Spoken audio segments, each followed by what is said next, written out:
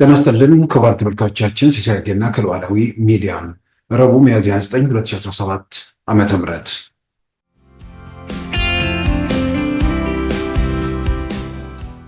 የኢትዮጵያ ፌዴራል ፖሊስ በተደጋጋሚ እንዳነሳ ነው የራሱ የሆኑ ቀይ መስመሮች አሉት።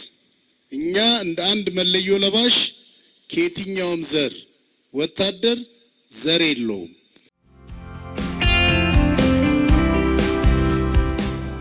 አንዳንድ ሰዎች የሚሉት አቶ ጌታቸው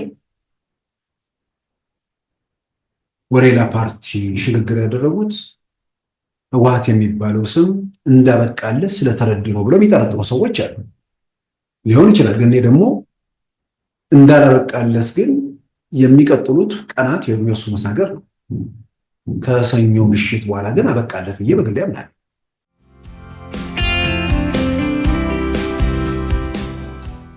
ሶስት የስራ ቀናት ብቻ ነው የቀሩት። የነገ ሐሙስን፣ አርብ ከዛም ሰኞ። ከሰኞ በኋላ ባለው ጊዜ ውስጥ ምርጫ ቦርድ ባስቀመጠው ጊዜ ገደብ ወይ ደግሞ ባስቀመጠው መመሪያ መሰረት ከማክሰኞ ጀምሮ ህወሓት እንደ ህጋዊ ቡድን ወይ ደግሞ እንደ ህጋዊ ፓርቲ መንቀሳቀስ እንደማይችል አስቀድሞ አስታውቋል።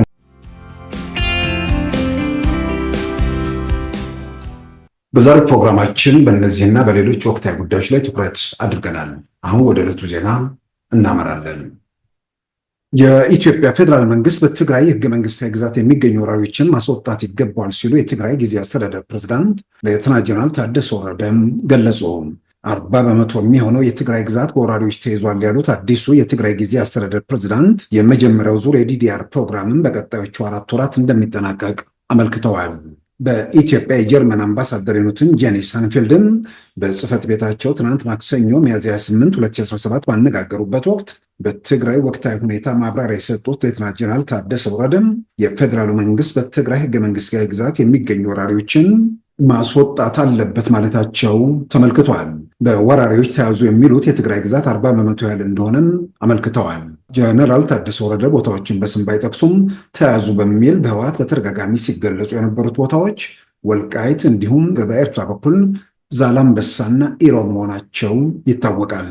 የትግራይ ታጣቂዎችን ትጥቅ ማስፈታትና ወደ ማህበረሰብ የመቀላቀል ተግባር የመጀመሪያው ዙር በቀጣዮቹ 4 ወራት እስከ መስከረም 2018 እንደሚጠናቀቅ የገለጹት ጀነራል ታደሰ ወረደ ሁለተኛው ዙር የዲዲአር ፕሮግራም ተፈናቃዮቹን ከመመለስና የትግራይ ግዛቶችን ከማስመለስ ጋር ተያይዞ ጎን ለጎን እንደሚካሄድም አመልክተዋል። በትግራይ በአጠቃላይ በዲዲአር ፕሮግራም የሚሰናበቱ ታጣቂዎች ቁጥር 274,000 ሲሆን የመጀመሪያው ዙር ማለትም እስከ መጪው መስከረም የሚጠናቀቀው 75,000 ብቻ እንደሆነም መረዳት ተችሏል። የቀሪዎቹ 199,000 ታጣቂዎች ስንብት በቀጣዩ ዙር እንደሚሆንም ተመልክቷል። በአጠቃላይ በሀገር አቀፍ ደረጃ በዲዲአር ፕሮግራም የሚሰናበቱ ታጣቂዎች ብዛት 371,000 ሲሆን እነርሱም ከኦሮሚያን፣ አማራን፣ አፋር፣ ቤንሻንጉል ጉሙዝ፣ ጋምቤላ እና ደቡብ ክልል መሆኑንም መረጃዎች ያሳያሉ።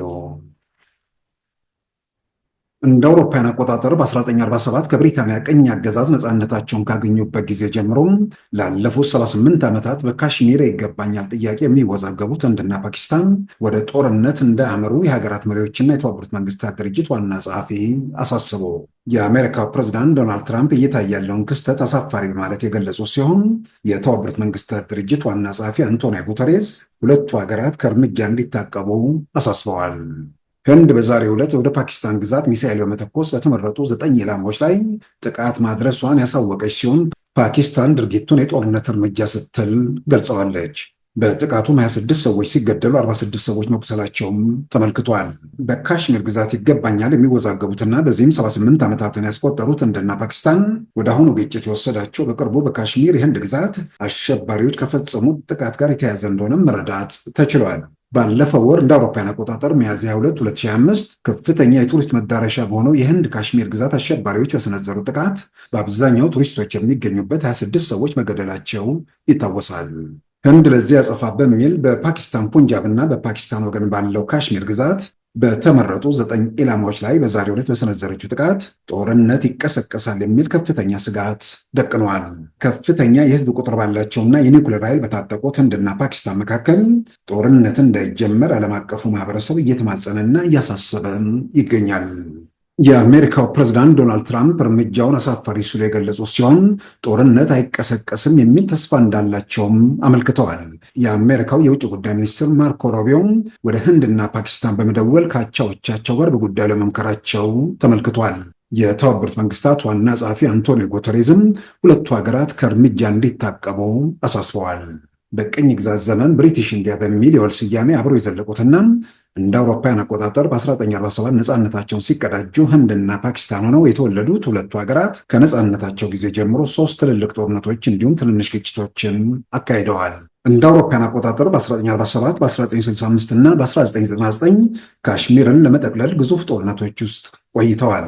ህንድና ፓኪስታን ነፃነታቸውን ባረጋገጡበትና ሁለት ሀገር በሆኑበት ወቅት የካሽሚር ገዢ የነበሩት ካሽሚርን ከህንድም ከፓኪስታንም ውጭ ሆና የራሷ ነፃ ሀገር እንድትሆን ወስነው ነበረ። ሆኖም የፓኪስታን ጎሳዎች በኃይል ለማስከበር ሲንቀሳቀሱ ካሽሚር ገዢ የህንድን ከለላ በመጠየቅ ግዛታቸውን ከህንድ ጋር መቀላቀላቸው በታሪክ ተመዝግቧል። በዚህም መነሻነት ህንድ ካሽሚር ግዛቴ ነው በማለት ስትንቀሳቀስ፣ ፓኪስታን ደግሞ ግዛቱ የሙስሊሞች ነው በሚል የባለቤትነት ጥያቄ ማንሳቷም ተመልክቷል። በካሽሚር ሳቢያም ሁለቱ ሀገራት 78 ዓመታት በውጊያና በውዝግብ ውስጥ ቆይተዋል። ካሽሚር ከህንድና ከፓኪስታን በተጨማሪ ከቻይና ጋር የምትዋሰን በመሆኑም ብዙዎቹ የካሽሚር ነዋሪዎች ከሁለቱም ነፃ ሆነው የራሳቸው ሀገር እንደሚፈልጉ ተመልክቷል። የካሽሚር ነዋሪዎች በሁለቱም ወገን ያሉት 10 ሚሊዮን ይገመታሉ። ተወዛጋቢዎቹ ህንድና ፓኪስታን ደግሞ የዓለምን ህዝብ ቁጥር ቀዳሚነት ከቻይና የተረከበችው ህንድ 1 ቢሊዮን 400 ሚሊዮን ያህል ህዝብ ሲኖርባት፣ ፓኪስታን ደግሞ የ245 ሚሊዮን ህዝብ ሀገር ነች።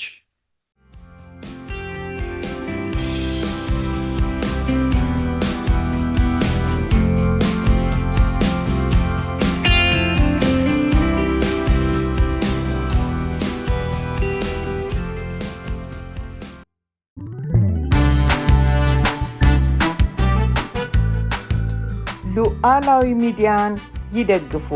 ስራዎቻችንን ለብዙ እንድናደርስ ሰብስክራይብ፣ ሼር፣ ላይክ በማድረግ ሉዓላዊ ሚዲያን ያጠናክሩ። እውነትን እንዘግባለን፣ ኢትዮጵያዊነትን እናቀነቅናለን። መድረኩ ግን ለሁሉም አመለካከት ክፍት መሆኑን እናረጋግጣለን። ሉዓላዊ ሚዲያ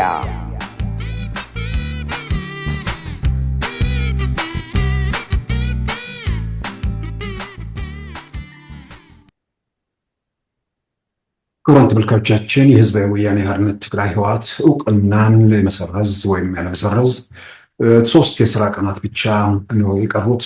የነገ ሐሙስን፣ አርብ ከዛም ሰኞ። ከሰኞ በኋላ ባለው ጊዜ ውስጥ ምርጫ ቦርድ ባስቀመጠው ጊዜ ገደብ ወይ ደግሞ ባስቀመጠው መመሪያ መሰረት ከማክሰኞ ጀምሮ ህወሓት እንደ ህጋዊ ቡድን ወይ ደግሞ እንደ ህጋዊ ፓርቲ መንቀሳቀስ እንደማይችል አስቀድሞ አስታውቋል። እንግዲህ ይህን በተመለከተ በተለያየ ማህበራዊ ገጽም የጉዳዩ የሚያሳስባቸው የትግራይ አንዳንድ አክቲቪስቶች ዝም ብሎ በዚህ በስድብ በምናምን ላይ የሚጠመዱ አክቲቪስት ሳይሆን ትግራይ ውስጥ ያለው ነገር ተመልሶ ወደ ቀውስ እንዳያመራ ምን መደረግ አለበት የሚል በዚህም የተለያዩ ቦታዎች እየተጻፉ ያሉ ነገሮችን ተመልክቻለሁ። ጉዳዩ አሳስቧቸዋል። ይሄ ባለበት ሁኔታ ውስጥ ምናልባትም ዓለም አቀፉ ማህበረሰብ በተለይ ደግሞ የአፍሪካ ህብረትና የሽምግልና ሂደቱን ሲመሩ የነበሩ አካላት እንዲሁም ታዛቢዎች በዚህ ጉዳይ ላይ ጣልቃ ገብተው እልባት እንዲያገኝ ቢያደርጉ የሚል ሀሳቦችን እያንሸራሸሩ ይገኛሉ። ይህንን በዋናነት መሰረት አድርገን ከዚሁ ጋር ተያዘም የትግራይ ጊዜያዊ አስተዳደር ፕሬዝዳንት የሆኑት ጀነራል ታደሰ ወረደ ከጀርመኑ አምባሳደር ጋር በትናንትናው ዕለት መወያየታቸውና በውይይቱ ወቅት ያነሷቸው ነጥቦች አሉ። እሱን መሰረት አድርገን እንወያለን። ከዛ በፊት ግን የኢትዮጵያ ፌዴራል ፖሊስ ለ5ኛ ጊዜ ያሰለጠናቸውን ሰራዊት አባላት አስመርቋል። በዚህ በምረቃው ስነስርዓት ላይ የኢትዮጵያ ምክትል ጠቅላይ ሚኒስትር አቶ መስገን ጥሩነህ ተገኝተዋል። እንዲሁም የዋናው የፌዴራል ፖሊስ ኮሚሽነር ጀነራሉ ደመላሽ ገብረ ሚካኤልም በመድረኩ ላይ ያደረጉት ንግግር አለ።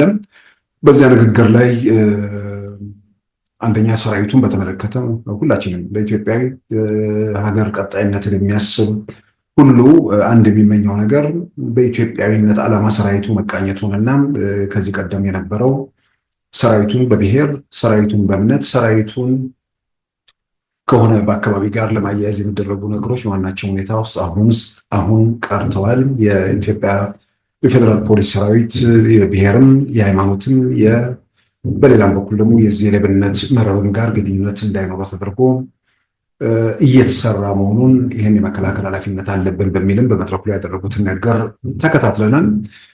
የኢትዮጵያ ፌዴራል ፖሊስ በተደጋጋሚ እንዳነሳ ነው የራሱ የሆኑ ቀይ መስመሮች አሉት። እኛ እንደ አንድ መለዮ ለባሽ ከየትኛውም ዘር ወታደር ዘር የለውም። ከየትኛውም የሃይማኖት ወገንተኝነት ነፃ ሆነን ከየትኛውም የፖለቲካ ፓርቲ ወገንተኝነት ነፃ ሆነን ከየትኛውም የሌብነት ኔትወርክ ራሳችንን አጽድተን ሀገራችንን ኢትዮጵያ እንድናጸናና የሀገራችንን እድገትና ብልጽግና እንድናረጋግጥ የበኩላችንን እንድንወጣ እጠይቃለሁ። ይሄ የሚያበረታታ ነገር ነው። ምናልባትም ኢትዮጵያ በጣም እየታመመች እየተወሳቆለችም እየከሳችም ያለችው በተለይ ብሔርተኝነት በፈጠረባት ጣጣና ጫና ነው። ሰዎች ወደ አካባቢያቸው፣ ወደ መንደራቸው፣ ወደ ሰፈራቸው በብዙ ርቀት ሄደው በጋራ ሀገርን ከፍ ማድረግ የሚቻልበት ነገር ይልቅ በፉክክር ስሜት አብረን እንጫጭ ወይ ደግሞ ባልበላውን ጥሬ ልበትን የሚል እንስሷን ፍልስፍና የሚከተል ፖለቲካ ነበር ኢትዮጵያ ውስጥ ሲራመድ የቆየው። ከዛ ሁኔታ ውስጥ መውጣት ለማንም የሚጠቅም ነገር ነው። ስለዚህ የፌዴራል ፖሊስን በተመለከተም በዛ መልክ ከብሔርም ከእምነትም የኢትዮጵያ ሀገር መከላከያ ሰራዊት በዛ መልክ እየተሰራ መሆኑ በግልጽ ይታወቃል። ፖሊስም ላይ ይህንን ነገር እየተሰራ መሆኑን ኮሚሽነር ጀነራሉ ተናግረዋል። ከዚህ ባሻገር በዚህ ፌዴራል ፖሊስ ምረቃ ስነስርዓት ላይ እንግዲህ በዚህ መጠን በከፍተኛ ቁጥር ተመረቁ አያውቅም የሚል ነገርም አንስተዋል። በተቋማችን ለመጀመሪያ ጊዜ ነው ቢባል እና እስካሁን ባለው መረጃ በእናንተ ልክ ረጅም ጊዜ ወስዶ የሰለጠነ በጣም አስቸጋሪና ለስልጠና ብዙም በማይመቹ ነገር ግን ለፖሊሳዊ ብቃት ደግሞ በከፍተኛ ደረጃ አቅምን በሚያሳድጉ አስቸጋሪ የአየር ጸባይና የቦታ አቀማመጥ ባላቸው ረጅም ጊዜ ወስዶ የሰለጠነ ኃይል ብዙም አልነበረም። እንግዲህ በመከላከያም በኩል ከፍተኛ ምርቃት እየተካሄደ ነው። በፖሊስም በኩል ከፍተኛ የሰራዊት ምልመላና ስምሪቶች እየተደረጉ ነው። እንግዲህ ያው ሰላምን ለማረጋገጥ የመጀመሪያው ነገር ብቁ ሆኖ መገኘት፣ ኢትዮጵያ ለአደጋ እንደማትጋለጥ ማረጋገጫ መያዝ ነው። ማረጋገጫ በተያዘ ቁጥር ደካማ ነች ወይ ደግሞ በሆነ ምክንያት ለአደጋ አጋልጣታለሁ ወይ ደግሞ የፈለግኩትን ነገር ፈጽመበታለሁ ብሎ የሚነሳም አካል ካለ ቆም ብሎ እንዲያስብ ለማድረግም በከፍተኛ ደረጃ ሰራዊት ማደራጀትና በቴክኖሎጂም እየተራቀቀ ወይ ደግሞ እያደገ እየመጠቀ እንዲመጣ ማድረግ በጣም አስፈላጊ ነገር ነው። ሰላሙ ከተረጋገጠ ደግሞ ስጋት በሌለበት ሁኔታ ሰራዊቱ ደግሞ የልማትን ተግባር አብሮ መከወን የሚችልበት ሁኔታ ስለሆነ እየተሰሩ ያሉ ስራዎች የሚበረታቱ የሚደገፉ ናቸው። እንግዲህ ከዚህ ጋርም ይሄ የሰራዊት አባላትን የተመረቁትን በተመለከተ ኮሚሽነር ጀነራል ምላሽ ሲናገሩ እየሰማ ነው። ይሄ በጽንፈኝነትም በአሸባሪነትም የሚሏቸው የፋኖና የሸኔን ኃይሎችን በተመለከተ እነሱም ላይ ጭምር ሚሽናቸውን ወይም ተግባራቸውን እንደሚወጡም የገለጹበት ሁኔታ አለ። ምናልባት እንግዲህ የፖሊሱ ተግባር የብዙ ኢትዮጵያን ጥያቄ ትልልቅ አደጋዎች፣ ትልልቅ ችግሮችን ኢትዮጵያ እየተሻገረች ቢሆንም ከዚህ እገታ የሚባል መንገድ ላይ የጠበቁ መኪና የማገት በተለያየ መንገድ ግለሰቦችን የማገት ጋር የተያዙ ነገሮች በተለያየ መንገድ የሚታዩ ግለሰብ የማገት ነገር መቶ መቅረት ይችላል የሚል ቅዠት በግሌ የለኝም። ነገር ግን መቀነስ ይቻላል። ለመቀነስ የፖሊስ ትምህርት ቤት ብቻ ሳይሆን ያንን የሚያደርጉ ሰዎች ባይሳካላቸው ምላሹ ምን ያህል ከባድ እንደሆነ መረዳት የሚችሉበት ሁኔታ ካለ እሱ ራሱ አደጋውን ለመቀነስ ያለውን እድል ያሰፋል። በተለይ አሁን ከእገታ ጋር ተያዘ መኪና ጭምር ተይዞ እገታ የሚፈጸምበት ነገር ስለሆነ የሰለጠኑት የፖሊስ አባላት በዚህ በኩል የሚያደርጉት አስተዋጽኦ ካለ በጣም የሚደገፍ የሚበረታታ ነገር ነው። አሁን ኢትዮጵያ አካባቢ ላይ በየትኛው መንገድ አሁን በምክንያት የሚከራከረው ጨፍኖ የሚጓዘው አንድ ሊንጠለጠሉባት የምትችለው ነገር ብትኖር አሁን እገታ የተለመደ ነው ብለን ልናልፈው እንችላለን። በመኪና ነው እገታ እየተፈጸመ ያለው። መኪና የሚንቀሳቀስ እንዳለ ከነ መኪናው እየታገተ ነው። ስለዚህ ይህንን መከላከል በዚህ መጠን ሰራዊት እየሰለጠነ በዚህ መጠን በቴክኖሎጂ አገሪቱ የረቀቀች ባለችበት ሁኔታ ውስጥ ይህን መከላከል ይህን ማቆም እጅግ በጣም ወሳኝ ነገር ስለሆነ በፖሊስ ሚሆን በመከላከያ በኩል በተለይ በዚህ በእገታ ዙሪያም ሰዎች በነፃነት መንቀሳቀስ የሚችሉበት የኢትዮጵያ የትልልቅ የየብስ መንገዶች በሙሉ ሙሉ ጸጥታ አስተማማኝ ወደሚሆኑበት ደረጃ ላይ መድረሱ እጅግ ወሳኝ ነው። ምናልባት የፌዴራል ፖሊስ የበለጠ ስራቸው እንደዚያ ነው ጉዳይ ላይም ስለሆነ በዚህ በኩል ያለውን ክፍተት ይሞሉት ከሆነ ያንንም እንግዲህ እንጠብቃለን። በአጠቃላይ በመከላከያ ሰራዊቱን በኩል ከፍተኛ ዝግጅት ስልጠናዎች እየተካሄዱ ነው። ስልጠናዎቹ በምልምል ወታደሮች ብቻ ሳይሆን ራሱ አመራር ላይ ያሉ ስልጠና ውስጥ የቆዩና በመከላከያ ውስጥ ያገለግሉ የቆዩ ሰዎች ሁሉ የአመራር ስልጠና የሚወስዱበት ሁኔታ ተፈጥሯል። እንዳልኩት አጠቃላይ ሀገሪቱ ውስጥ ያለውን አደጋ ለመቀነስ ወይ ደግሞ ወደ አደጋ እንዳትገባ ለመከላከልም ሁሌም ዝግጁ ሆኖ መጠበቁ ከዛም አንጻር ተገቢ ስለሆነ ለሀገሩ ሰላሙን ኢትዮጵያ የተረጋጋ ሁኔታ ውስጥ እንድትገባ የሚቀጥል የሚመኝ ሁሉ በየአቅጣጫው ፖሊስ ተመረቀ፣ በየአቅጣጫው መከላከያ ተመረቀ የሚሉ ዜናዎች ደስታ የሚሰጡት ተስፋውን የሚፈነጥቁለት ስለሆነ በዛ በኩል ያሉ ነገሮች የሚያበረታቱ ናቸው ብዬ አምናለሁ። ሌላው እንግዲህ በመግቢያ ላይ የጠቀስኩት የህዝባዊ ወያኔ ሓርነት ትግራይ ህጋዊነትን በተመለከተም የፊታችን ማክሰኞ ግንቦት 5 2017 ህጋዊነቱ በይፋ እንደሚያበቃም የኢትዮጵያ ብሔራዊ ምርጫ ቦርድ አስቀድሞ ይፋ ባደረገው ደብዳቤ ላይ ተገልጿል። ስለዚህ የቀሩት የስራ ቀናት ነገ ሐሙስ፣ አርብና ሰኞ ናቸው። ከዛ በኋላ ማክሰኞ ዕለት የኢትዮጵያ ብሔራዊ ምርጫ ቦርድ ስብሰባ አይቀመጥም። አስቀድሞ በወሰነው መሰረት እስከ ሰኞ ግንቦት 4 ወይ ደግሞ ግንቦት 5 ድረስ ባሉት ጊዜያት ውስጥ ብሔራዊ ህወሓት ምርጥ ጉባኤ ለመጥራት አስፈላጊው ዝግጅት ማድረግ ጎን ወይ ደግሞ በዛ መንገድ ለብሔራዊ ምርጫ ቦርድ ካሳወቀም ይህን መሰረት አድርጎ ምርጫ ቦርድ ጉዳዩን እንደገና ማየት የሚችልበት ሁኔታ እንዳለ አስታውቋል። ስለዚህ ዝግ አይደለም። እስከ ግንቦት 5 ጉባኤ አካሂዱ አይደለም። እስከዛ ባለው ጊዜ ውስጥ ጉባኤውን ለማካሄድ ለኢትዮጵያ ብሔራዊ ምርጫ ቦርድ በደብዳቤ ማሳወቅ ነው። ቀደም ሲል በመግቢያ ላይ እንደጠቀስኩት የህዝባዊ ወያኔ ሓርነት ትግራይ በተለያየ መንገድ ሲደግፉ የነበሩ በተለያየ መንገድ ድጋፋቸውን የቀነሱም ወይ ደግሞ ድጋፋቸው ወደ ተቃውሞ የቀየሩም የትግራይ ጉዳይ ስለሚያሳስባቸው ይሄ ነገር ወደ ግጭት ወደ ቀውስ እንዳያመራ በሚል የመፍትሄ ሀሳቦችን በተለያየ መንገድ በማህበራዊ መድረኩ ላይ ትኩረት ሰጥተው እየዘገቡ ነው፣ እያሳሰባቸው መጥቷል። እንግዲህ የሚያሳስበው በአንድ በኩል ጊዜ ገደቡ ሲያልቅ ከዛ በኋላ የሚከተለው ነገር ምንድን ነው የሚለው ነገር የከዚህ ቀደም ልምዶች አሉ ወይ ይሄንን ነገር የሆነ አካል ለምንድን ነው የሚፈልገው የሚለው ነገር ከዚህ ቀደም የሚታዩ የነበሩ ልምዶች አሉ። በኮቪድ ሳቢያ ምርጫ ሲራዘም ምርጫው መራዘም የለበትም ምርጫ ማድረግ አለብን ብለው ከዛ በኋላ ያንን ለምን እንደፈለጉት መጨረሻ ላይ በተግባር ያሳዩ ሰዎች አሉ። የኢትዮጵያ ሀገር መከላከያ ሰራዊት ሰሜን ዕዝ ላይ ጥቃት በመሰንዘር ምርጫውን ሲያካሂዱ ምርጫውን ተከትሎ ምን ሊመጣ እንደሚችል ግልጽ ነው። ምርጫ ሲካሄድ ከምርጫው በኋላ የሚመጣው መንግስት የክልል መንግስት ማለት ነው የፌዴራል መንግስቱ አያውቀውም። የፌዴራል መንግስቱ ካላወቀው በጀት አይለቅለትም። በጀት ካልለቀቀለት የትግራይ ህዝብ በጀት እንዳይሰጥህ ተከለከልክ ብሎ ህብረተሰቡን ለማንቀሳቀስ ለዛ ለእኩይ ዓላማው ማስፈጸሚያ ያገለግላል በሚል ሂሳብ ተሰርቶ በስሌት የተገባበት ሁኔታ። ነገር ግን የጠበቁት ነገር ሳይሆን በመንግስት በኩል ደግሞ የተወሰደው እርምጃ በጀት ከለክላለሁ አይደለም። የተመረጠውን የክልሉን መንግስት አላቀውም። የወረዳ አስተዳደሮች ግን የነበሩ በመሆናቸው ብቻ ሳይሆን የትግራይ ህዝብ በጀቱን የማግኘት መብት ስላለው በጀቱን በወረዳዎች በኩል እልካለሁ አለ። ምናልባት እንዳሰቡት በጀት ከለክላለሁ ቢል ህዝቡን ለማንቀሳቀስ ያስችላል ያሉት ነገር ባሰቡት ነገር ባለመሆኑ ከዛ በኋላ በዛ ረገድ ብዙም ፕሮፓጋንዳ ሳይሰሩ ወደ ሰሜን ዕዝ ላይ ወደተፈጸሙ ጥቃት ላይ ተሄዱ።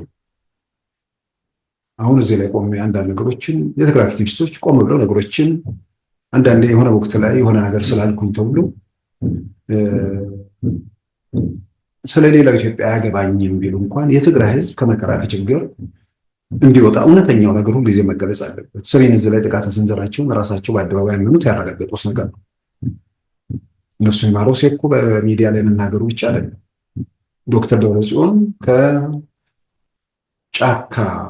ተመተው ከተባረው ከተመለሱ በኋላ በሰጡት መግለጫ ለኒውዮርክ ታይምስ፣ ከዛም ባሻገር ደግሞ በአሜሪካ የህወሓት ወኪል ሆነው ሲሰሩ የነበሩት አምባሳደር ፍስሐ አስገዶም ቮይስ ኦፍ አሜሪካ ላይ የተረጋገጡ የሰጡት መግለጫዎች ያሉ፣ ሌላ አጠቃላይ የነበሩ ሂደቶችን የነበሩ ሽምግልና ጥረቶችን፣ እነዚያ ሽምግልና ጥረቶች የተስተጓጎሉበት ምናምን ነገር እሱን ሳንዘረዘር ማለት ነው።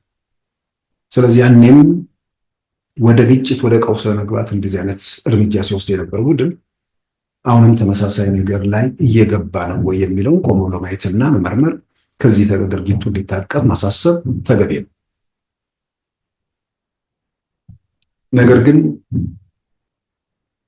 ይህንን ዓለም አቀፉ ማህበረሰብ በተለይም የሽምግልናው ሚና የተጫወቱት የአፍሪካ ህብረት፣ ኢጋድ፣ በሌላም በኩልም የታዛቢነት ሚና የነበራቸው እና ተጽዕኖ ማድረግ የሚችሉት አሜሪካ፣ የአውሮፓ ህብረት፣ የተባበሩት መንግስታትም አለ። እነሱ እዚህ ውስጥ ጣልቃ ይግቡ። እንደምንሰማው ከበስተጀርባ የሚደረጉ ንግግሮችም ያሉ አይመስልም የሚሉ ስጋቶችን ነው እንግዲህ አክቲቪስቶቹ በኩል ሲሪየስሊ ነገሩን የውጭ ሰዎች እንዲያዩት ሁሉ በውጭ ቋንቋዎች ሁሉ ስጋታቸውን እየገለጹ በተለያየ መንገድ እየጻፉ ያሉበት ሁኔታ ነው ያለው። እነዚህ አካላት ኃላፊነት አለባቸው፣ ጥያቄ ውስጥ የሚገባ ነገር አይደለም። እነዚህ አካላት ኃላፊነታቸው ምንድን ነው? የኢትዮጵያ ብሔራዊ ምርጫ ቦርድ በፕሪቶሪያል ስምምነት መሰረት ህጋዊነቱ የቲፒኤልኤፍ ነበር መመለስ አለበት የሚለውን ብሔራዊ ምርጫ ቦርድ ህጉ አይፈቅድልኝም ብሎ ዘጋው። የኢትዮጵያ ብሔራዊ ምርጫ ቦርድ ህጉን ብቻ ተከትሎ ሄዱ ነፃ ተቋማት ይገንባ ብሎ ሲታገል ለነበረ ሰው በጣም ትርጉም ያለው ነገር ነው። ህወሓት ህጋዊነቱ መመለሱ አለበት ብዬ በግሌ አምናለሁ። ግን ምርጫ ቦርድ ደግሞ ህጉ ላይ የሚፈቅድለት ነገር ከሌለ የህግ ማስተካከያ መጠየቁ ነፃ ተቋማት መመስረት አለባቸው፣ ነፃ ተቋማት ናቸው ሀገርን ሀገር አድርገው የሚያስቀጥሉት ብሎ በሚያምን ሰው ያ ትልቅ እርምጃ ነበር። መንግስት ኃላፊነት አለበት በፕሪቶሪያው ስምምነት መሰረት ህወሓትን ከሽብር ሊስት ውስጥ ማውጣት፣ እነሱ ደግሞ ምርጫ ያደረገን ያሉበትን ምርጫ መሰረዝ፣ በሌላም በኩል ህጋዊነቱ የመመለስ ጉዳይ። ስለዚህ የኢትዮጵያ ብሔራዊ ምርጫ ቦርድ ህጉ አይፈቅድልኝም ማለት የህግ ማስተካከያ ተደረገ። ከዛ በኋላ ወደ ህጋዊ ምዝገባ ለማድረግ የሚያስችልበት መንገድ ተጠረገ።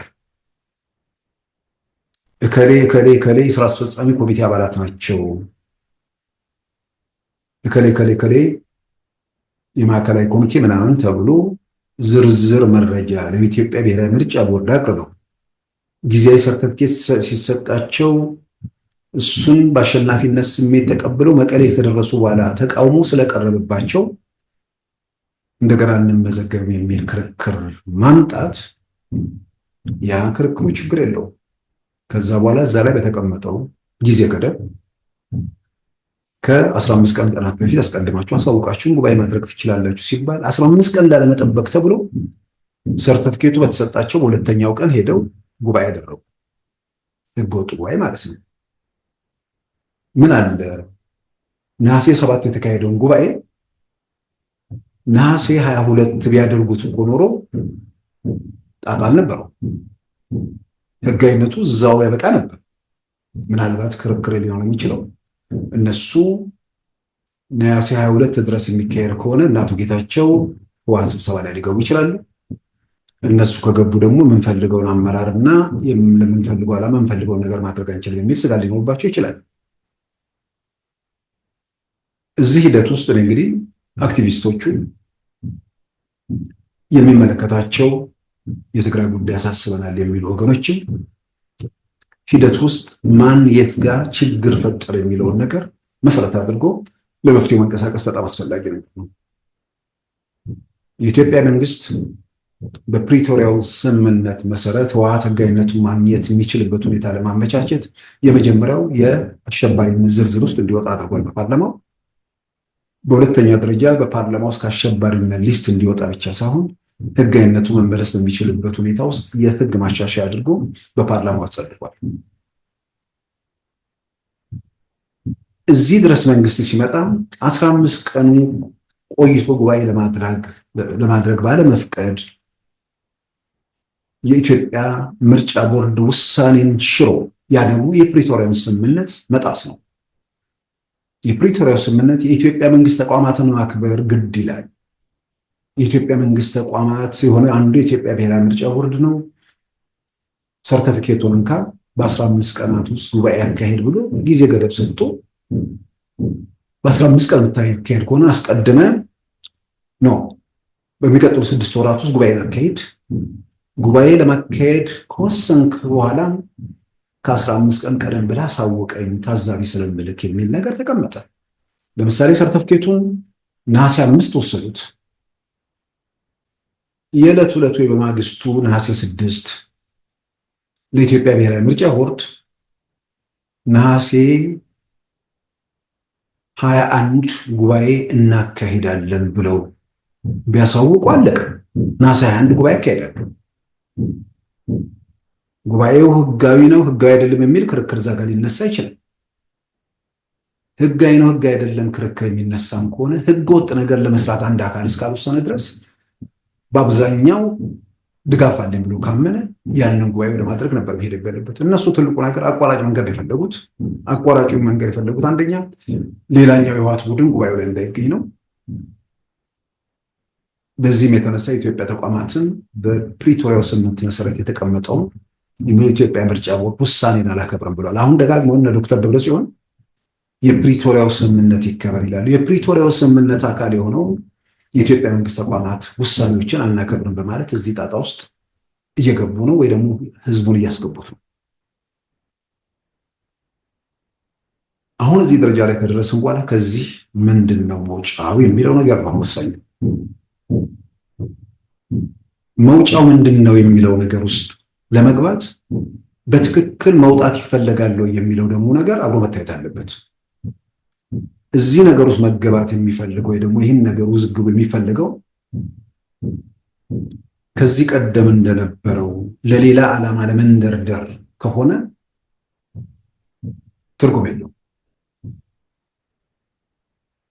የሚፈለገው መንግስት ይህን ያደረገብን የፕሪቶሪያው ስምምነት ጣሰ፣ በዚህም የተነሳ ተገደን የትግራይ ልጆች ህይወት ዋጋ የከፈሉበት ድርጅታችን ሊጠፋ ሲል ለህልውናችን ስንል የትግራይ መሬቶች ስለተያዙ የትግራይ ሉዓላዊ ግዛቶች የትግራይ ተፈናቃዮች የሚል 1 2 3 ብለው ለጦርነት ያንን ምክንያት አድርገው ራሳቸውን እያዘጋጁ ከሆነ ትርጉም የለውም። ሌላው ነገር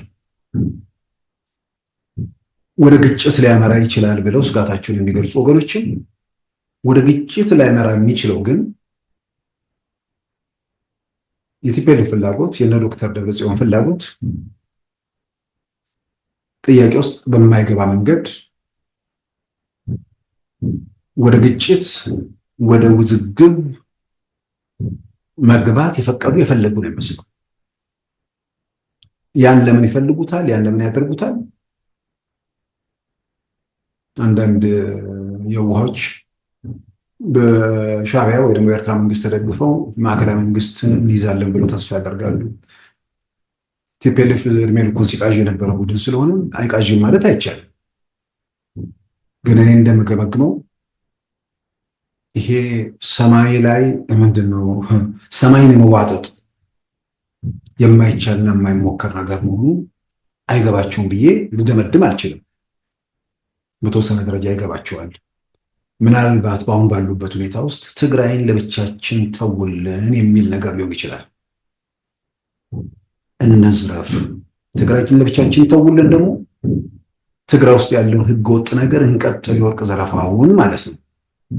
ግን ይሄ የወርቅ ዘረፋ ለነሱ ብቻ እንትን ሲባል ፔሩ ውስጥ ሰሞኑን የሆነው ነገር ሰምተውታል። ህገወጥ ነገር ሌሎች ህገወጦችን ነው የሚፈጥረው።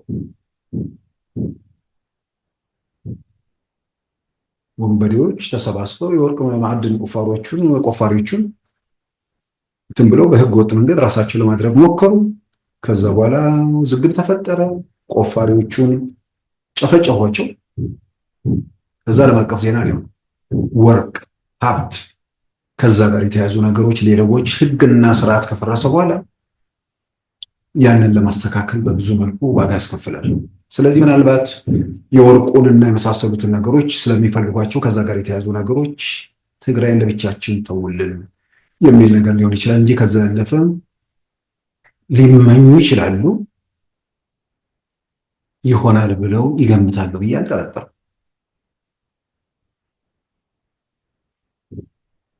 ህግና ስርዓት በተከበረበት ሁኔታ ውስጥ ለመቀጠል ከምንም በላይ ደግሞ የትግራይ ህዝብ ከዚህ በኋላ አንድ የጥይት ድምፅ እንዳይሰማ እንኳን ሌላው ቀርቶ በ21ኛው ክፍለ ዘመን አሰቃቂ የሚባል ነው የተካሄደ ጦርነት። የ20ኛው ክፍለ ዘመን መጨረሻ ትዕይንት የሩዋንዳው የዘር ጭፍጨፋ ነው 1994። ከዛ 7 ዓመት ወደፊት ሄደን ነው ሚሌኒየሙ ወይ ደግሞ 21ኛው ክፍለ ዘመን የገባ ነው። ከዛ በኋላ ብዙ ጦርነቶች፣ ብዙ ችግሮች፣ ብዙ ቀውሶች ዓለም ላይ ተካሂደዋል።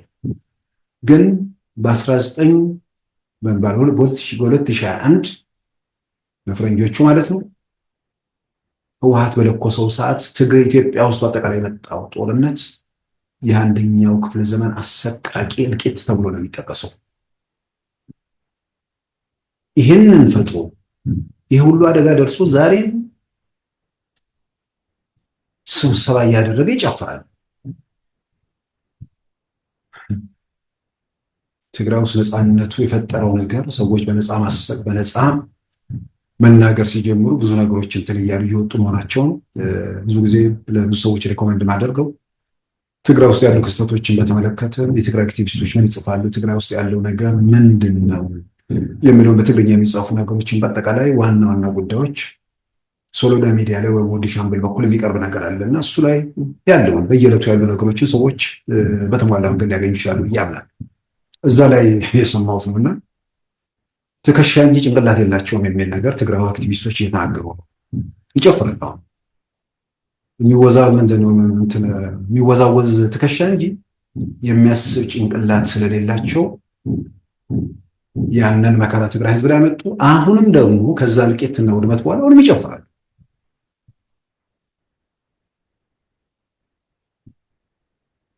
ዛሬ ላይ ቆም ብሎ አንድ ጥሩ ነገር ትልቁ ነገር ዛሬ ትግራይ ውስጥ በምክንያት ነገሮችን ማየት ተጀምሯል። የዘረኝነት ወረርሽኙ ሌሎች ጋር ሄዶ ሌሎች በጅምላ ወደ ማሰብ ሲሄዱ ትግራይ ውስጥ ግን በተናጠል ነገሮችን መመርመር ተጀምሯል። ምን እየተካሄደ ነው? ቲፒኤልኤፍ እንደተባለ የትግራይ ህዝብ ነፃ አውጪ ነው ወይስ የትግራይ ህዝብ መከራ ነው የሚለውን ነገር እያዩ እየተነጋገሩበት ወጣቱም ታዳጊውም ትልቁም ሀሳቦች እየተለዋወጡ መሆናቸውን በግልጽ እያየ ነው። የፕሪቶሪያው ስምምነት መሰረት ተደርጎ የህወሓትን ህጋዊነት ለመመለስ የሚደረጉ ጥረቶች ጋር ተያይዞ ምናልባት አሁን ሁለት የሚወዛገቡ አካላት ነበሩ። በሚወዛገቡ አካላት በኩል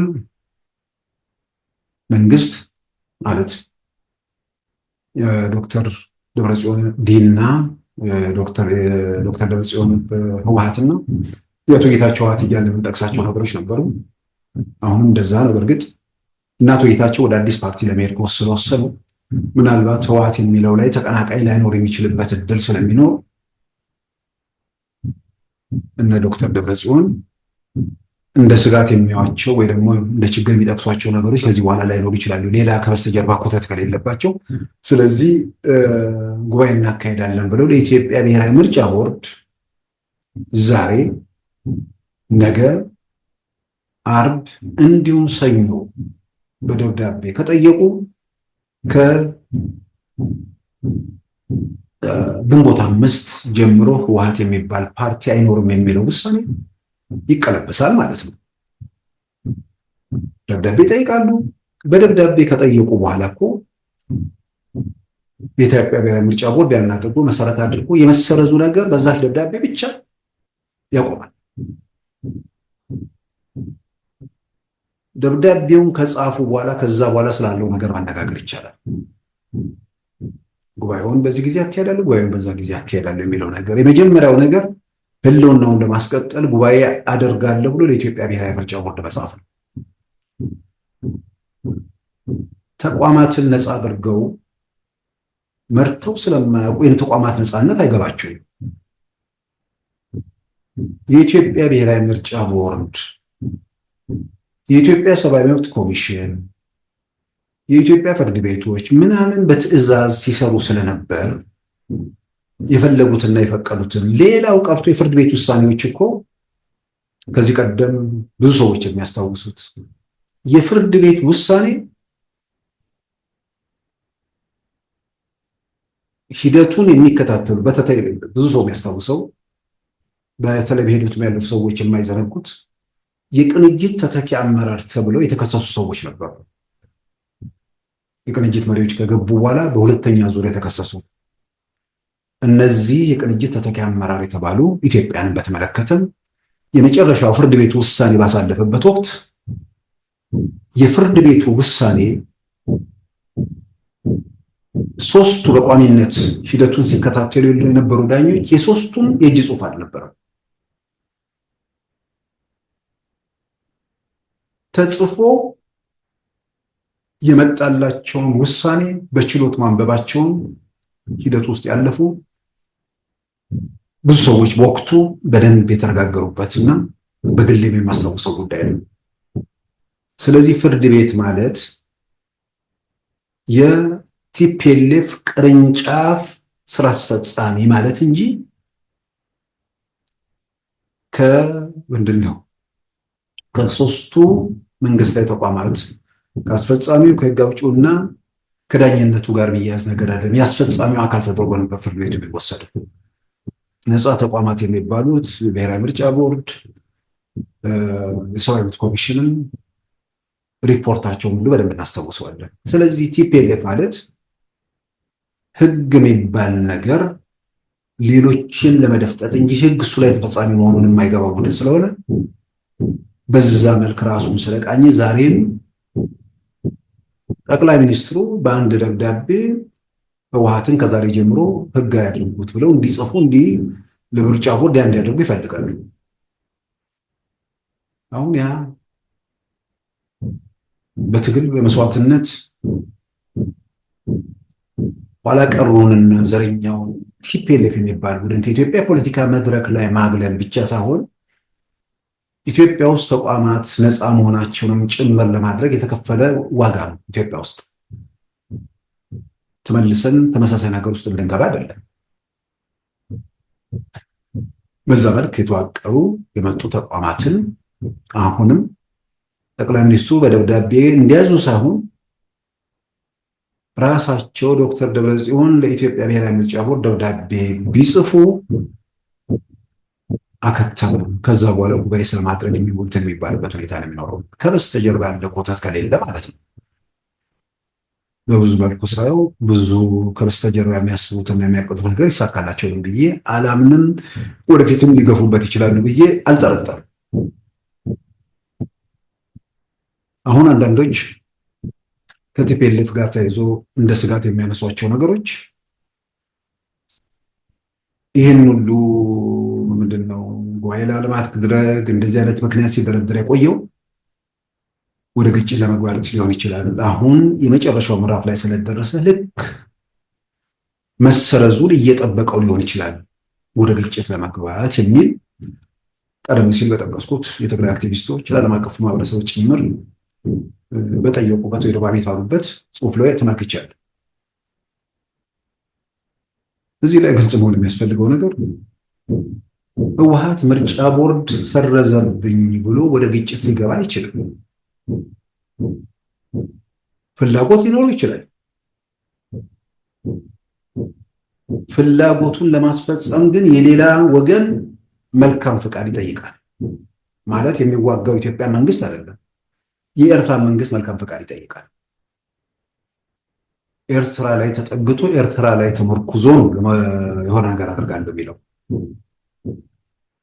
ህወሓት ህጋዊነቱ ተሰረዘ ብሎ ለተኩስ ቢል ለህወሓት ህጋዊነት ብሎ የኤርትራ መንግስት ለጦርነት ራሱን ሳያዘጋጅ ለመዋጋት ግድ ይለኛል የሚል ምዕራፍ ላይ ገብቶ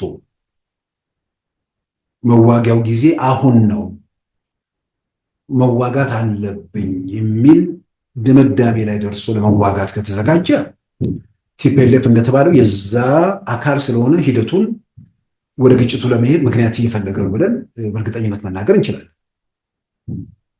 ነገር ግን የኤርትራ መንግስት ከኢትዮጵያ ፌደራል መንግስት ጋር ራሱን ለውጊያ ካላዘጋጀ ወይ ደግሞ ወደ ውጊያ ለመሄድ አሁን ጊዜው አይደለም ብሎ ካመነ ቲፒኤልኤፍ እንኳን ጥይት ጅራፍ ማጮህ አይችልም። ያለ ኤርትራ ፈቃድ አንዲት ጥይት ማጮህ አይችልም። የኤርትራ መንግስት ለህወሓት ህጋዊነት ብሎ ህወሓት ተኮሰ ማለት የኢትዮጵያና የኤርትራ ጦርነት ተቀሰቀሰ ማለት ነው በማያጠራጥር መልኩ። የሚሸሹበት የሚገቡበት የሚደበቁበት ያ መሆኑ እስከተረጋገጠ ድረስ የኢትዮጵያና የኤርትራ ጦርነት ተቀሰቀሰ ማለትም ጭምር ነው። ቀደም ሲል እንዳልኩት የኤርትራ መንግስት ለመዋጋት ተዘጋጅቶ መዋጋትን ግድ ነው ብሎ ከወሰነ በኋላ ከሆነ ግን ቲፒኤልኤፍ በሚሰጠው ግሪን ላይት ጥይት ሊያስወነጭፍ ይችላል። ኤርትራ ወደዚህ ሁኔታ ውስጥ ለመግባት ካልወሰነ ግን ህወሓት ቢፈልግ እንኳን የኤርትራ መንግስት አይፈቅድለትም። ምክንያቱም ተያይዞ ጉዳዩ እሱ ድረስ ስለሚመጣ የኤርትራ መንግስት ካልፈቀደለት ደግሞ ህወሓት እንኳን መተኮስ ማፏጨትም አይፈቀድለትም። ስለዚህ አሁን ግጭት ይነሳል አይነሳም የሚለውን እነዚህን ነገሮች ሁሉ ግምት ውስጥ አስገብቶ ታሳቢ አድርጎ መሄድ ማለት የሚቻል በዚህ ነው። ከተሰረዘ በኋላ ግን ሊሆን የሚችለው ነገር ከግንቦት 5 በኋላ ግን መልሶ ህወሓት የሚባል ቡድን እንደ ቡድን ለማንቀሳቀስ ያለው እድል ጠቧል ብቻ ሳይሆን በግሌ የተዘጋ አጀንዳ ይመስለኝ። በፕሪቶሪያው ስምምነት መሰረት ታዛቢዎቹ ምኖቹ ተብሎ ያንን ለማድረግ የሚቻልበት እድል አለ ብያለሁ። ታዛቢዎቹ ዋስትና የሰጡ የዓለም አቀፉ ማህበረሰብ አካላት የሚጠይቁት ሂደቱ ምን ነበር? የኢትዮጵያ መንግስት ህጋዊነቱን ለማረጋገጥ ምን ስራዎችን ሰራ? የኢትዮጵያ ተቋማት በሌላ ነገር ውስጥ አለፉ? ህጋዊነቱን ለማግኘት የተደረገ ሂደት ውስጥ ማን ምን አደረገ የሚለው እስካሁንም በሚገባ ያውቁታል። ውሳኔው እንደገና እንመርምረው ከተባለም እያንዳንዱ ነገር በማያሻማ መንገድ ግልጽ በሆነ መንገድ የተቀመጠ ነገር ነው። ስለዚህ የኢትዮጵያ መንግስት ምናልባት አንዳንድ ሰዎች የሚሉት አቶ ጌታቸው ወደ ሌላ ፓርቲ ሽግግር ያደረጉት ህወሓት የሚባለው ስም እንዳበቃለት ስለተረዱ ነው ብለው የሚጠረጥሩ ሰዎች አሉ። ሊሆን ይችላል። ግን ደግሞ እንዳላበቃለት ግን የሚቀጥሉት ቀናት የሚወስኑት ነገር ነው። ከሰኞ ምሽት በኋላ ግን አበቃለት ብዬ በግሌ አምናለሁ። የኢትዮጵያ መንግስት ህወሓት የሚባለውን ስም ከዚህ ቀደም እንደነበረው ለትግራይ ህዝብ ብሎ እንትን የሚልበት ሁኔታ አለ አይመስለኝም። ህወሓት የሚባለው ስም ትግራይ ውስጥ በፊት በነበረው መልኩ እየታየ አይደለም። ያ ማለት በትግል በመስዋዕትነት ያለፉትን ሰዎች ታሪክ ማንኳሰስ ወይ ደግሞ ያንን ጥያቄ ውስጥ ማስገባት አይደለም። እዛ ላይ ላለፉ ሰዎች ክብር አላቸው። ጥያቄ ውስጥ የሚገባ ነገር አይደለም። ነገር ግን ይህን ስም ይዘው ወንጀል ሲፈጽሙ የነበሩ ሰዎች በዚህ ስም የትግራይን ህዝብ ጭምር ምን አይነት መከራ ውስጥ እንደከተቱ በደንብ ስለታየ ህወሓት የሚባል ህጋዊነት ተመለሰ አልተመለሰ ለትግራይ ህዝብ ትርጉም የሌለው ነገር መሆኑን መንግስትም እየተረዳ በመምጣቱ ምናልባት ከዚህ ቀደም በነበረው ሁኔታ የነበረው ህወሓት የሚለው ስም ትግራይ ውስጥ ባለው ደረጃ ቢሆን ኖሮ ምናልባትም የሽምግልና ጥረቶች መሀል ላይ ብዙ ይደረጋሉ ብዬ አምናለሁ። ስሙን ቶሎ ብሎ ወደ መሰረት ሳይድ ተቋሙ ከሰረዘ በኋላ በጣም አደጋ ስለሚሆን እንደዚህ አይነት ስራዎች ይኖራሉ ብዬ አምናለሁ። አሁን ግን ህወሓት ተሰረዘ አልተሰረዘ፣ እነ ዶክተር ደብረጽዮን መሩት አልመሩት የትግራይ ህዝብ ራስ ምታት ስላልሆነ የኢትዮጵያ ህዝብ መንግስትም የሚያስጨንቀው ጉዳይ ነው ብዬ አላምንም። እነ ዶክተር ደብረጽዮን ህወሓትን የሚለውን ስም ለማግኘት ያላቸው እድል አሁንም ቀለል ያለና በእጃቸው ያለ የሚመስል ነገር ሆኖ ከተወሰነ ጊዜያት በኋላ ህወሓትን ማጣት ብቻ ሳይሆን ከዛ ያለፉ ነገሮች ሊመጡ የሚችሉበት እድል ሰፊ ነው። በምርጫ ያው ኢትዮጵያ ውስጥ ምርጫ ራሱ ቲያትር ነው እስከ ቲፒኤልኤፍ ዘመን። በምርጫ ያለ መንግስትን በኮቪድ ሳቢያ ይራዘምም ያለ ምርጫ አንቀመጥም ብለው ምርጫ አድርገው ከጦርነቱ በኋላ ይሄም ህገወጥ ነው ተብሎ ያ የነበረውን መንግስታቸውን አጥተው የነበረ ምክር ቤት ተበትኖ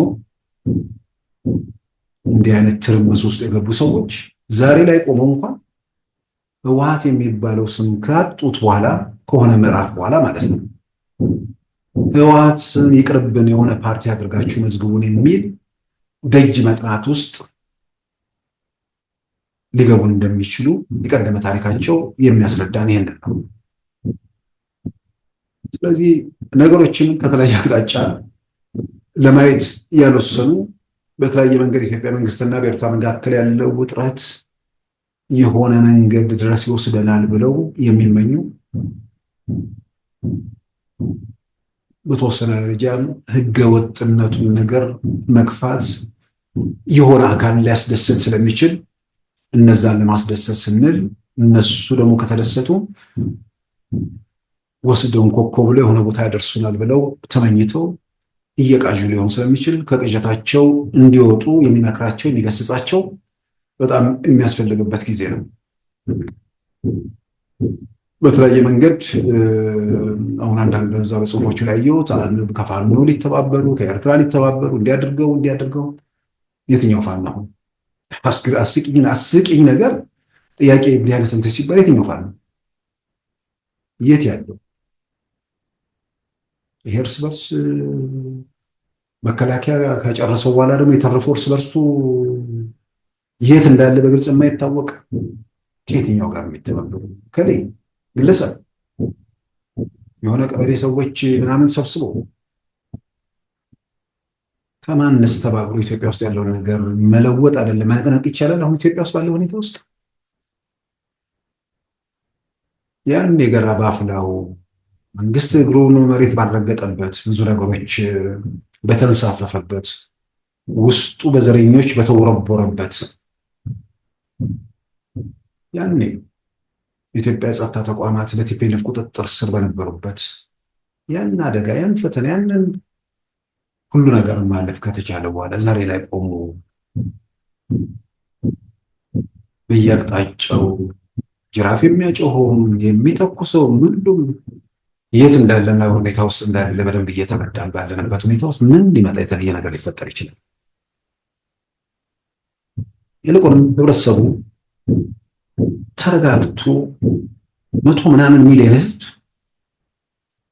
ከፍተኛ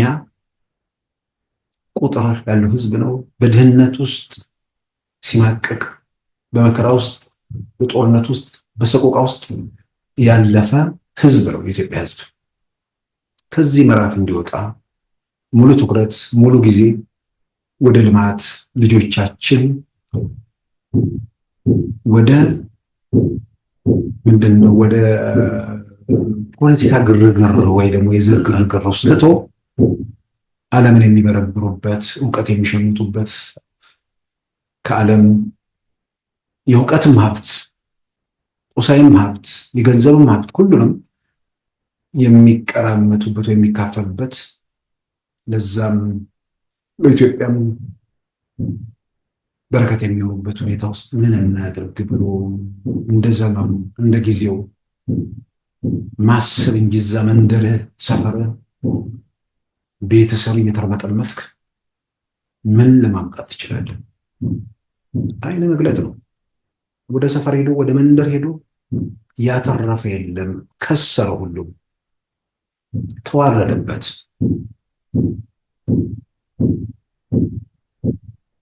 መከበር በትልቅ ህልምና ዓላማ ነው።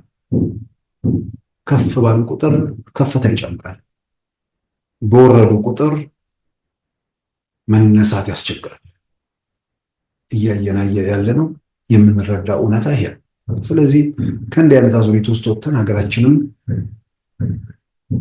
ወደ ተረጋጋ ሁኔታ ውስጥ እንድትቀጥል ዴሞክራሲያዊ ስርዓት ኢትዮጵያ ውስጥ በጥሩ መሰረት ላይ እንዲቆም ኢኮኖሚያችን እንዲነቃቃና በኑሮ በምናምን የደቀቀው ማህበረሰብ መልሶ ማገገም የሚችልበት ሁኔታዎች ላይ ምን አስተዋጽኦ ይኖረናል የሚል እሱ ላይ ትኩረት ማድረግ እንጂ በመጣንበት በቆሸሸ በዘር ፖለቲካ እዛው እየተርመጠመጡ እዛው እየዳከሩ እዛው የጨቀየ ቦታ ላይ እየተንከባለሉ መፍትሄ እንደሌለ ተገንዝቦ ቲፒኤልኤፍ የዘራውን ወረርሽኝ ኢትዮጵያ ውስጥ ያስፋፋውን ህመም መጀመሪያ እሱ ይፈወስበትና ሌሎች የሱን አርአያ የተከተሉትም ምናልባት ከሱ መማር የሚችሉበት ሁኔታ በዚህ ረገድ የራሳቸውን አስተዋጽኦ ቢያደርጉ ይጠቀማሉ። ቀሪ ዘመናቸውን በነፃነት በሰላም መኖር የሚችሉበት ሁኔታ ይፈጠራል።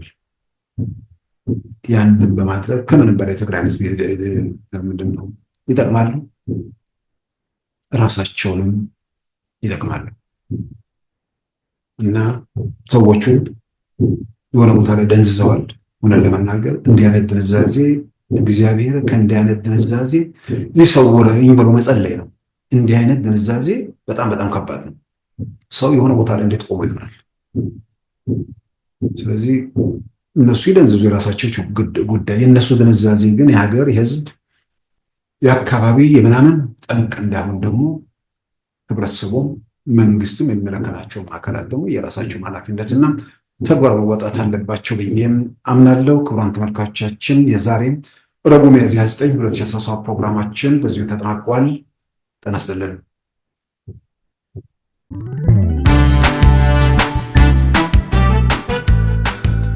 ሉዓላዊ ሚዲያን ይደግፉ። ስራዎቻችንን ለብዙ እንድናደርስ ሰብስክራይብ፣ ሼር፣ ላይክ በማድረግ ሉዓላዊ ሚዲያን ያጠናክሩ። እውነትን እንዘግባለን፣ ኢትዮጵያዊነትን እናቀነቅናለን። መድረኩ ግን ለሁሉም አመለካከት ክፍት መሆኑን እናረጋግጣለን። ሉዓላዊ ሚዲያ